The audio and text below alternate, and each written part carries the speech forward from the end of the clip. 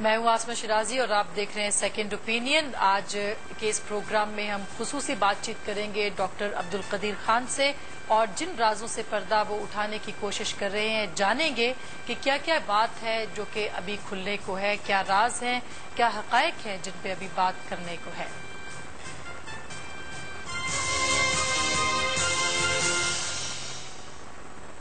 Doctor Abdul Qadeer Khan جو کہ 31 جنوری 2004 کو جنہیں سیکیورٹی ایکٹ کے تحت گرفتار کیا گیا، نیوکلیئر پرولیفریشن کا الزام ان کے سر آیا، اور 21 مئی کو پہلی بار ایک طویل عرصے کے بعد، کم و بیش 4 سال کے عرصے کے بعد عوام کے سامنے وہ آئے، اور یہ پبلک اپیرنس ان کی ہوئی جب وہ آئے تھے اکیڈمی آف سائنسز میں، اور جہاں پر انہوں نے دورہ کیا۔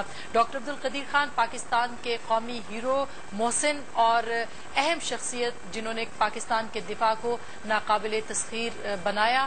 عوام کی ایک بڑی تعداد اکثریتی طور پر ان کے ساتھ ہے، ان سے محبت کرتی ہے اور ان کو اپنے قوم کا محسن تصور کرتی ہے۔ ان سے گفتگو کرتے ہیں اس پروگرام میں۔ السلام علیکم ڈاکٹر صاحب۔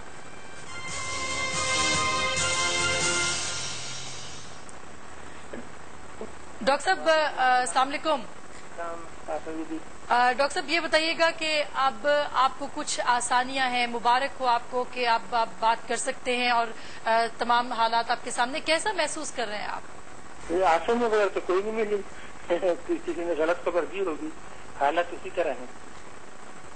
حالات پہلے جیسے ہیں، مگر تھوڑی سی ریلیکسیشن تو ہے کہ آپ ٹیلی فون پر بات کر سکتے ہیں میڈیا کے ساتھ۔ اور فون سے پہلے بھی میں کر سکتا تھا، وہ پہلے کرتا نہیں تھا خود جان کر، لیکن یہ کیونکہ 10ویں سالگرہ ہم منا رہے تھے نا، تو اس سلسلے میں بہت سے لوگوں کی خواہش تھی، وہ پوچھنا چاہ رہے تھے اور ان کی محبت کے اظہار تھے اور پیغامات بھیجے، تو میں نے کہا کیوں نہ بات کی جائے۔ یہ ایک ایسا موقع ہے کہ شاید ہمیں آئندہ 10 سال کے بعد یہ موقع نہ ملے۔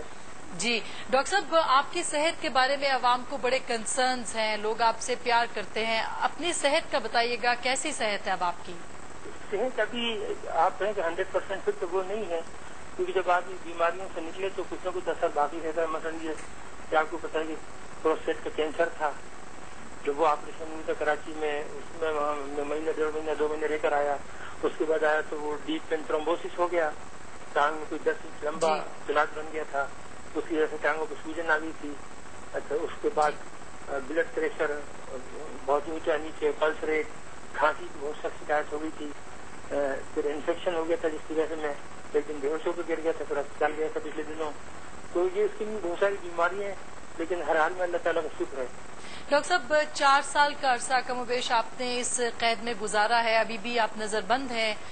4 سال پہلے کے پاکستان میں اور 4 سال بعد کے پاکستان میں آپ کو کیا تبدیلی محسوس ہو رہی ہے؟ تبدیلی وہ جو کہتے ہیں نا بیک ٹو برتھ، وہی ہوئے اور کیا تباہ ہو گیا۔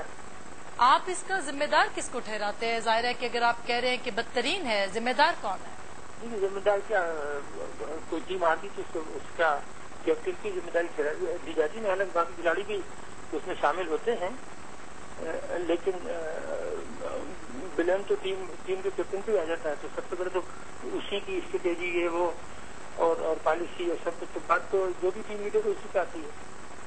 آپ پر جو الزام لگائے ڈاکٹر صاحب، ظاہر ہے کہ بہت سنگین الزام ہے، اور آپ نے کہا کہ کنفیس کروایا گیا تھا آپ سے، کنفیشن آپ نے کیا تھا، کن حالات میں آپ نے کنفیشن کیا تھا، کچھ تفصیلات بتائیں گے آپ؟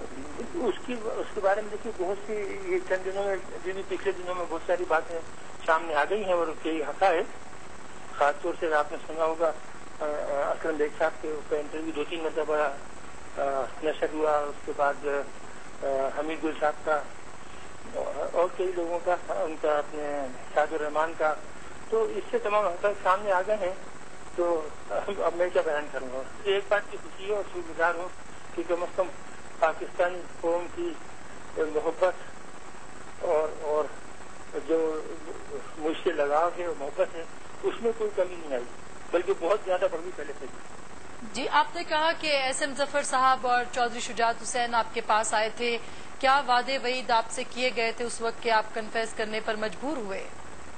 ظفر صاحب نے ایکچولی منع کیا تھا، ظفر صاحب بہت پرانے دوست تھے، انہوں نے منع کیا تھا کہ آپ یہ ہرگز نہ کریں یا آپ کو قربانی کا بکرا بنا دیں گے۔ جی، چودھری صاحب نے کہا کہ نہیں، میری بات ہوئی، یہ وہ سب ٹھیک ہوگا، اور مرزا صاحب ملک کو بتا لیں، اور یہ کر لیں اور سب بحال ہو جائے گا اور آپ کی وہی عزت رہے گی اور آپ کو آزادی ہوگی اور کسی قسم کی تکلیف نہیں ہوگی وغیرہ وغیرہ. ڈاکٹر صاحب اگر دوسری باتیں بتائیں. جی ڈاکٹر صاحب اگر یہ الزام آپ اپنے سر نہ لیتے، اس وقت انٹرنیشنل پریشر تھا، آپ کیا سمجھتے ہیں کون ذمہ دار ہوتا اس پورے معاملے پوچھنے والوں سے کوئی بات راست کھلتا کوئی نہ کوئی تو پکڑ ہی جاتا ہے نا. کیا اس میں کوئی پاکستان کا اعلیٰ ادارہ بھی ہو سکتا تھا جو کہ مورد الزام ٹھہرایا جاتا؟ ہر جگہ شخصیات ہوتی ہیں اور آپ ان شخصیات کو ادارے سے منسلک کر دیں. اور وہ مقتدر شخصیات کون سی تھیں، کیا کہیں گے آپ؟ اب یہ تو سب وہ اپنے ملک والوں کی بات ہوتی ہے نا، باہر والوں کی تو نہیں ہوتی. ڈاکٹر صاحب آپ قوم کے ہیرے